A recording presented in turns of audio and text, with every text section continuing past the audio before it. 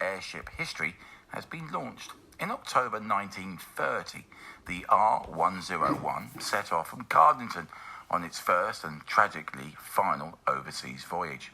This year marks the 90th anniversary of this disaster, and there were plans to have a live outdoor event, but that's had to be put on hold due to coronavirus. So they want to hear about people's memories of the airship instead.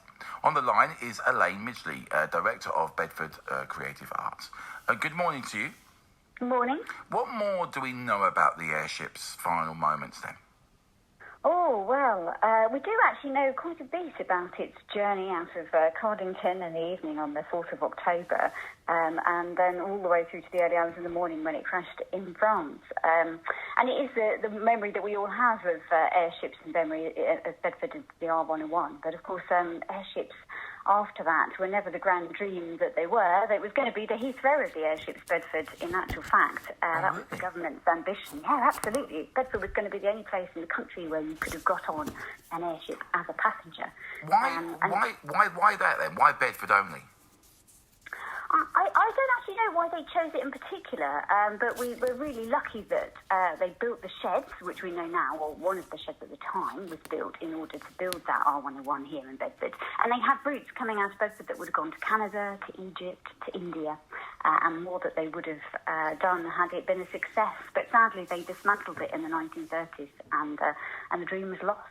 Oh, that's amazing. How rich is Bedford's airship history then? I mean, I really didn't realise it went back so far.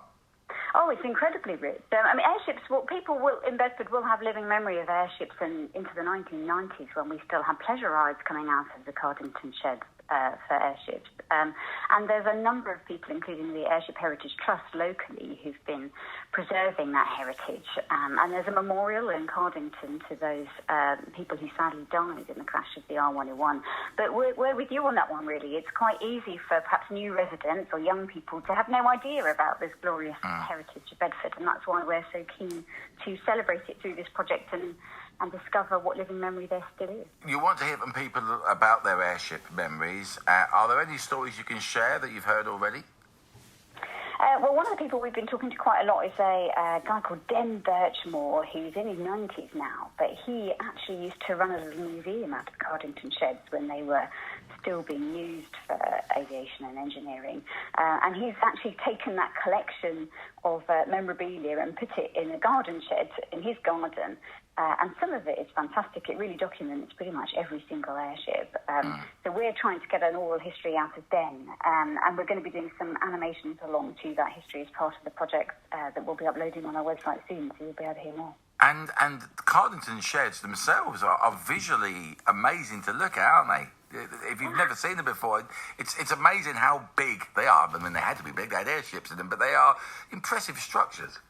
They are absolutely incredible. I think they're technically longer than the Titanic would have been. So there are massive feet, and it's easy to just think of them as normal hangars, but anyone who's been anywhere near up close to them will say absolutely they are far bigger than that. But sadly, not many people get the chance of going in them anymore. Now they're used as movie studios, and so we're trying to bring some of that feeling of perhaps going into the sheds to people today through this project. Movie studios, and also I know they used them they used to use them for the big concerts. They would set up the bands in there and do their dress rehearsals in there. You've had to cancel a major outdoor event that was planned to mark the 90th anniversary. I mean, do you have plans to bring it back? Absolutely. So we're basically postponing everything into 2021. So next year we will do an event probably in the spring, and then we're going to have a 6-month-long exhibition in Higgins that will run from April to the end of the summer.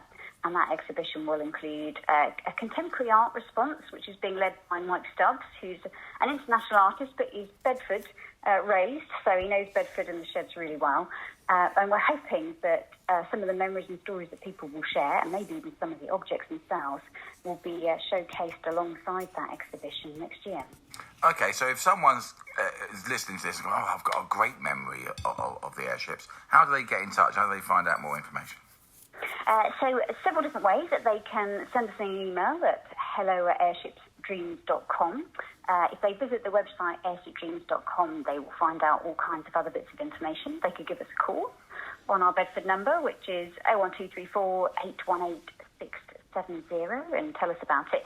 Or if they want, if they're feeling brave, we would love them to have a go at maybe taking a photograph of the object, or recording a little video to camera maybe, or on their mobile phone about it, and uploading it to a platform like YouTube or Facebook or something, sending us a link, and then we can use a hashtag to share them all as part of a sort of online archive about the project. Brilliant. Elaine, just before I let you go, final question, because it was something you mentioned earlier.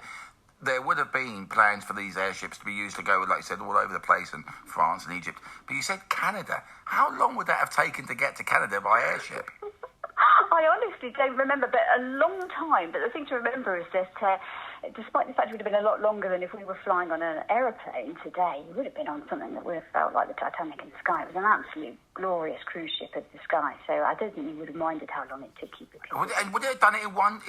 Would it have stopped en route, or would it have just done it in one journey? No, that was one of the glorious things about airships, which is one of the reasons why companies like Hybrid Air Vehicles are still developing them today, because they can do things that aeroplanes can't, like stay in the air for long periods of time, hover over an area for a long period of time, could be useful for dropping international aid, those kinds of things. So there's all kinds of interesting uses which we may revisit.